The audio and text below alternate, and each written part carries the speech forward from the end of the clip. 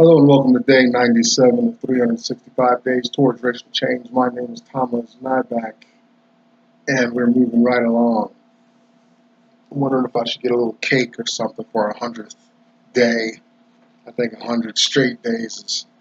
If you've known me in my personal life in the decades I've been on this earth, you'd be amazed that I've done this for 97 straight days. But we won't digress into patting my own self on the back here. Listen, we're here talking about black issues here in America. I guess as I go along in the study, my life is going through some transformation now, and it's a lot of good things are happening consistently over time. The knowledge is giving me power, it's giving me encouragement. It's showing me the way, opening doors, you know. But it doesn't mean that things are, it's not an expression of things being better or worse for black people in America. The issues still persist. I'm kind of in the shell in my own little bubble now. And I worked hard to get to here and create it and maintain it. I'm finding the more I know,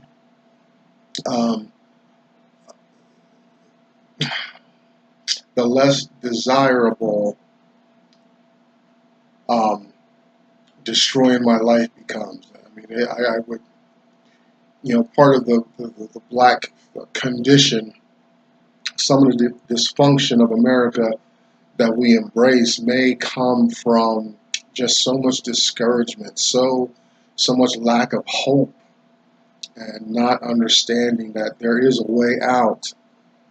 It's not through hard work necessarily, and whatever myths we've been conditioned to believe or educated to understand. There's a whole another world that's been opening up to me as I progress with this. So I'm hoping I don't lose the energy and the passion for this, because it's very real for the majority, I would say the majority of black Americans, slave descended here in America. So that's what we're going through now. As I go through this project, two thoughts are becoming burdensome to me concerning the black condition in America. First thought has two parts. First part is does the black this dysfunction, this conditioning, this apathy towards a better life get passed on from generation to generation by intuition, environmental pressure, family life? I'm sure if it is true, if it is a prevailing phenomenon, then I'm sure all of those aspects and more contribute to black people being delinquent, so to speak. It causes us to settle for civil rights and social integration to failures. But at least we now have that history, that experiment, and came up wanting, and know that we need tangible assets and reparations to get us kind of up to speed, in the American dream and participating in America. And what you're going to find is also we black Americans are navigating so much more than white Americans. And the white Americans are educated, they have a financial literacy and all that. I'm going to get to that in a minute. I don't want to get into that just yet. But those are some of the things, we black people are navigating ignorance and misinformation and falsehood.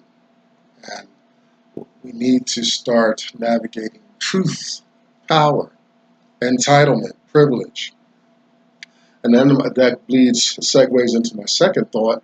Second part of the first thought is Does the white mind of entitlement, privilege, expectation of favor get passed down from generation to generation? I believe it does. White people, in my experience and my white friends, they talk about financial issues, accountability, a lot of things, and they do it with a level of comfortability and maturity that's lacking in the black community. That's very harmful to us. But they're empowered by the openness. You know, think of the Brady Bunch, but more dysfunctional, because nobody's perfect. Brady Bunch was kind of a perfect example of white culture.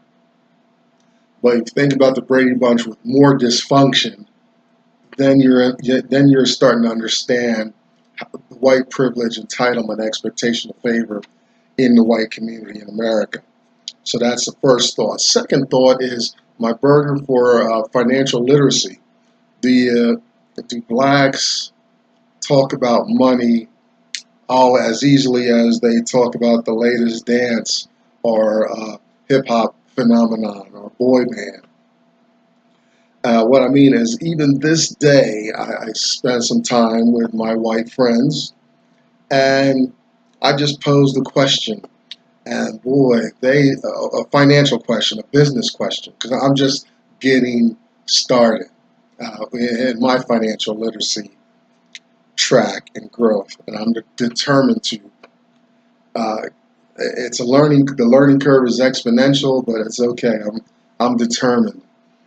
And I was encouraged to continue on the path because I posed this simple question, didn't know the answer, didn't know follow-up questions, didn't know how to maintain a financial business conversation.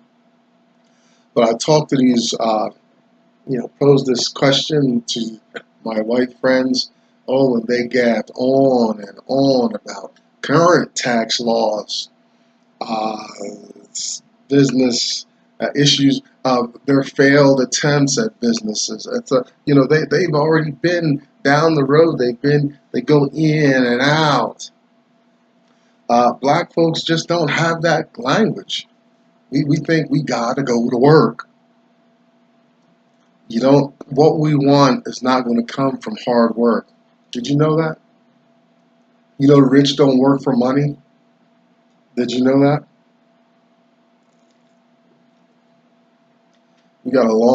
Black folks got a long way to go, and that we need to change our minds.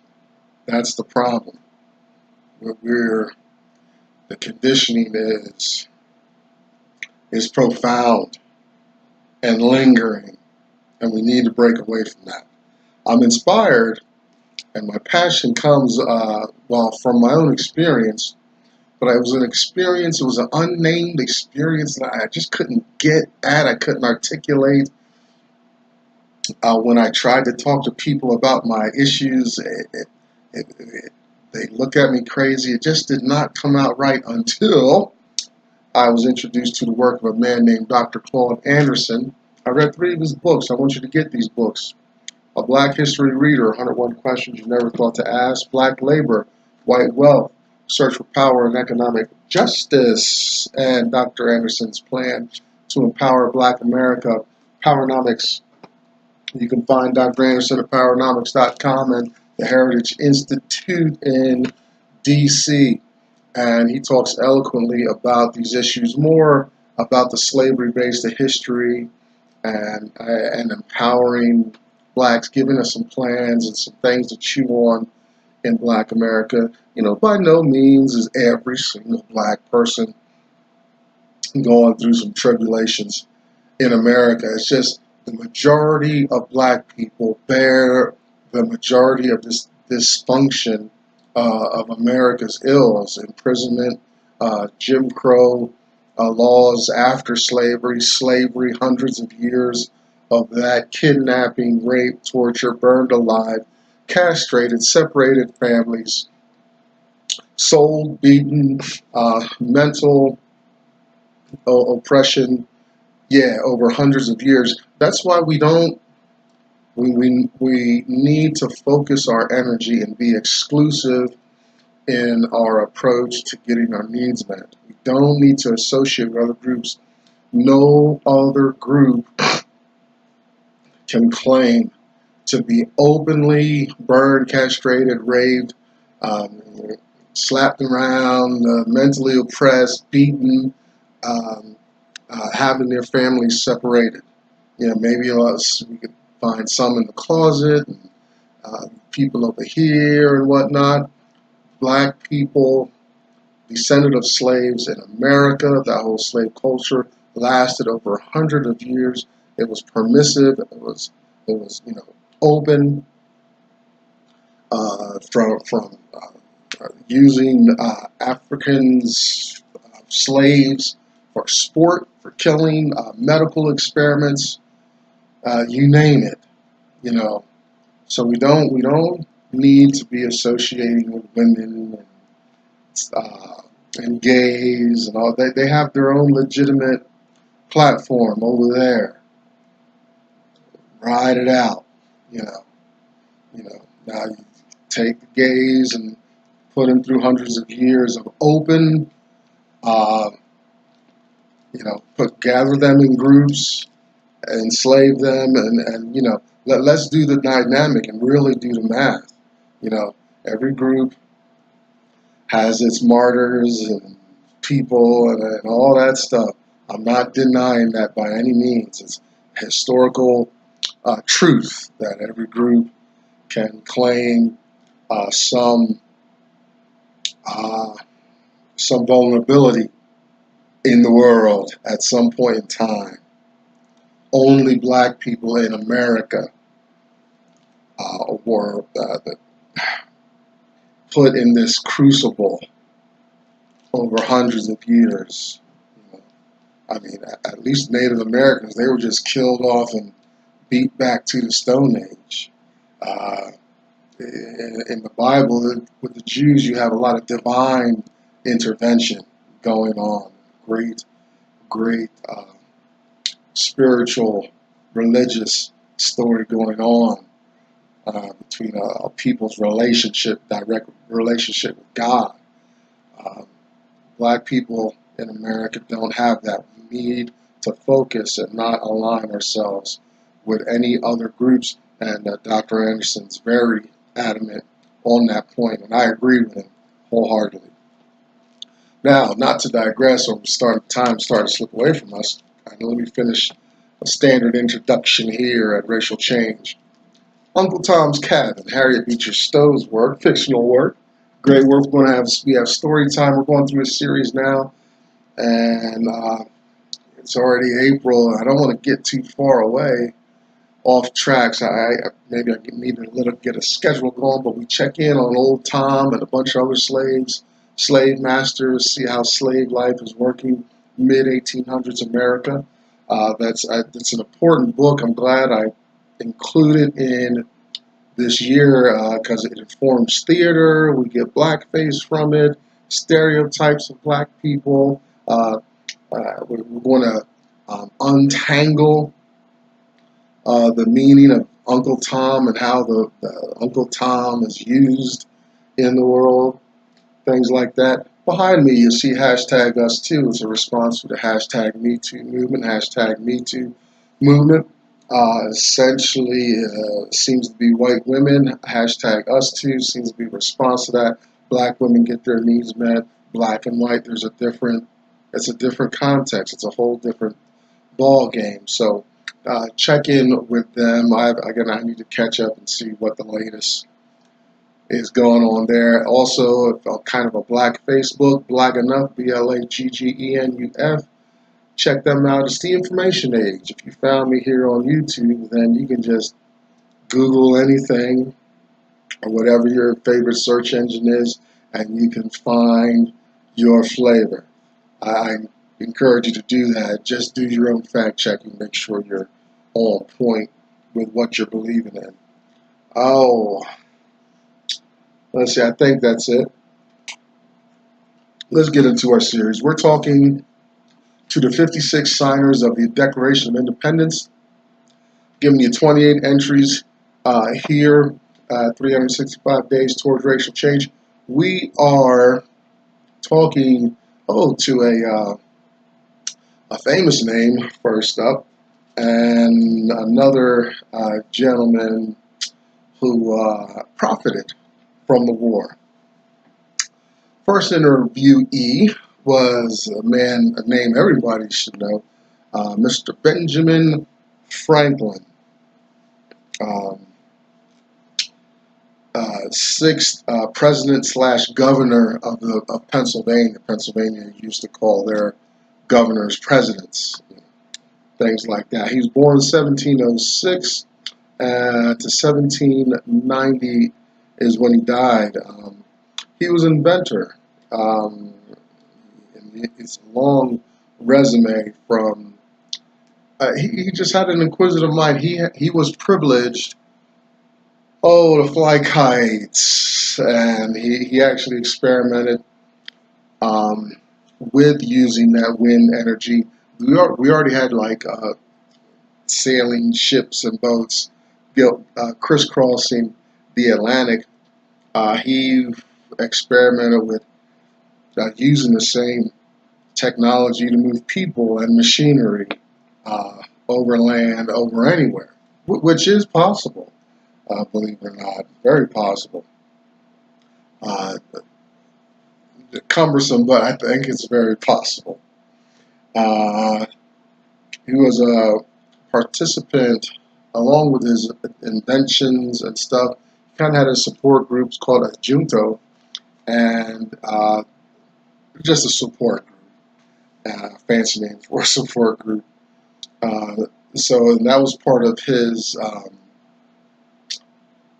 anti-English ways, his pro-colonialism would be expressed in these groups, think tanks, and all this. You know, I picture he's a man probably a lot like me.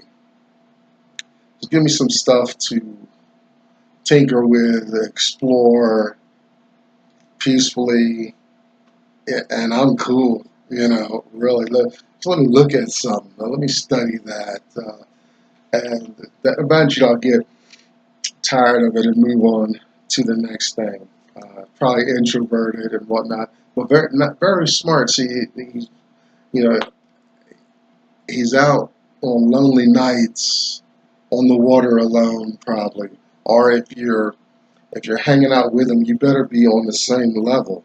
And I'm guessing it's not a whole lot of partying and talking, extrovert stuff like that, but very cerebral, peace-centered guy is what I picture him as. Articulate and all this. He was a deist, and the deists had a very interesting approach to God and religion. They felt as though they considered God the first cause. There were 3 deists on that Declaration of Independence panel. 3 out of the 56 confirmed deists, and their idea was that God is just the first cause of all creation, and after that, God kind of steps back and things unfold, is their view. And so with that view, I could see how he could.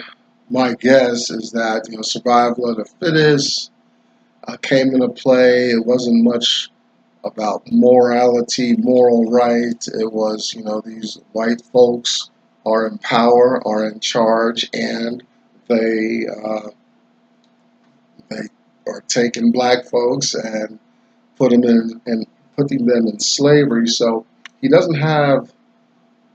And plus, he's already distracted with so many interests that address his relationship to religion, I'll say, not to God, because God was the first cause and then stepped away. So God's not even interacting in the world at all. So there's no Christ in deism, if I'm reading the definition correctly. God created and left. God didn't create and then enter and then live and die, take sins, and be involved in the planet like that. God was the first cause, and that was it. So with that belief, there's no conviction, no decision to get involved with anything beyond his own self-interest and whatever, politics he was dealing with, Pennsylvania, the colonies, Revolutionary War, and such. So it's easy for him to abstain from any obligation to any people, anything. With his mind, I can picture he's if he's figuring things out, he's harnessing nature and things like that. So whatever he's laying his hands to reveals itself back to him. And he doesn't go through the church doors and permission from priests and bishops and popes and things like that. He goes on his own to find this. And the slaves happen to be the recipients of abuse and exploitation. And in his mind, the same way as he'd plant a field or raise chickens. I'm saying if his deism is that firm, then he can be that apathetic towards the plight of other vulnerable human beings. My guess is he signed the Declaration of Independence in our interview with him to encourage colony growth and to take advantage of the experiment that had just that landed in his lap overall. He looks at he's at oceanography and plant life. He's kind of an Aristotle of categorization and things like that. And all these inventions of his and whatnot.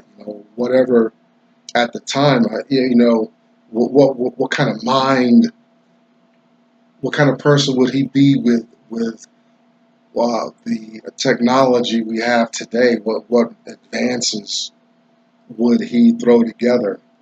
He's tinkering with rusty, oversized machines and imperfect measurements and stuff like that.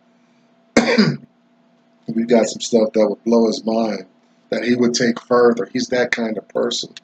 So this social experiment called the colonies, had landed, planted, was growing on its own, and he's like, we can't pass this up. We need to take this opportunity. Let's see how far we can take this. This is an opportunity to have a brand new government country on the earth formed in this way. It's never been done with such deliberation, deliberately making it, willing it to happen. He couldn't resist being a part of that. So he wanted to see the colony grow, separate from England, be a successful experiment, and he believed he had what it took to make it happen, is what I'm getting from Benjamin Franklin. Second guy up is a wealthy merchant named Elbridge, Gerry. And from him we get the political term gerrymandering. And gerrymandering is when you section off or divide voting districts.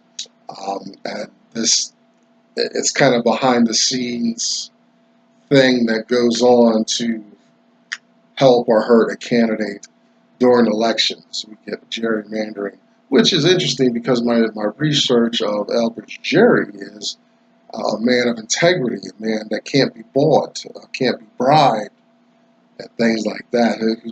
Who's not a part of um, any kind of questionable activities involving his character, things like that. Even though he was involved in something called the XYZ affair, um, I didn't research it because it was just, he happened to be in a certain place at a certain time and was associated with some questionable dealings going on in relation to the character of some of his associates. So I didn't go much into it. Most of the research pointed towards a man of integrity, impeccable character, and all of the above. Wealthy merchant, and he was an early organizer of the Revolutionary War. He seemed to be very closely associated with um, organizing the army, defenses, and things like that. Um, some of the history, think about the siege on Boston and stuff, on especially, and also Concord, Massachusetts. British came through. They're looking for the cache of weapons. They heard the rumors. It was a true deal. They came by, but they were being pretty forceful, trying to get a hold of some of the things going on, some of the resources that were going to be used against them, and those were some of the early skirmishes of the Revolutionary War. He was helpful in leveraging Spain and France for resources to help finance and the war, get resources. He's an Episcopalian, very Protestant vein in church. There's church procedures and whatnot there. The Episcopal Church is under a bishop and whatnot, but his relationship with God did not play into helping the slaves. He was a busy guy. He traveled abroad. He was organizing armies, had his business to run. He actually became wealthy from the war. Um, you look at war today, and one aspect of war is its profitability. I mean, you're talking about we're slaughtering people with these weapons and things like that. Africa is a sad commentary because the countries I believe there's a lot of proxy wars being engaged in Africa. Countries are just dumping their weapons in there for resources, diamonds, gold. Africa is a very rich country for resources. And in exchange, they're taking weapons and they're genociding each other, and constant failed states, coups, dysfunction, and all that.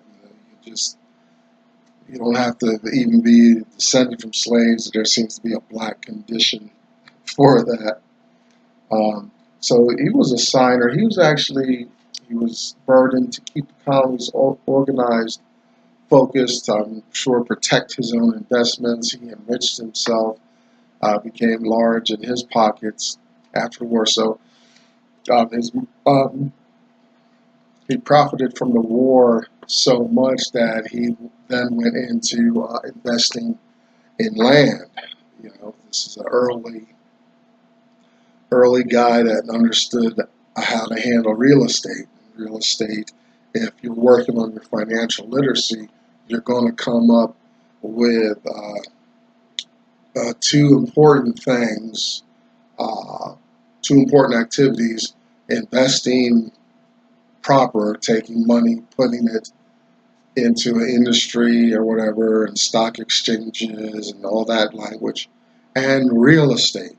You're going to come hear that all over and over, and a lot of stuff with that. So here's the first guy in my research where it's real explicit that he left his merchant business because his investments in lands and lands dealings was just even better. Hopefully it's a direction I'm headed in. I'm starting to get the language, and my mentor is actually a real estate guy, so I'm trying to stay real good friends with him. He's successful about everything compared to me. All right, he's not like Bill Gates or Robert Kiyosaki, but he's not struggling. Hey, that's light years away from where I'm sitting at right now. And he's my friend, yeah. And he's white, yes. I don't care. Because this is not a hate program. We're just talking about institutions and dynamics here, just being real. And we can be real about our advocates and allies as well. Listen, I'm out of time, starting to run over. Don't let me ramble. I'll see you tomorrow for day 98. I'm Thomas Nyback. That's 365 days towards racial change. I hope to see you tomorrow.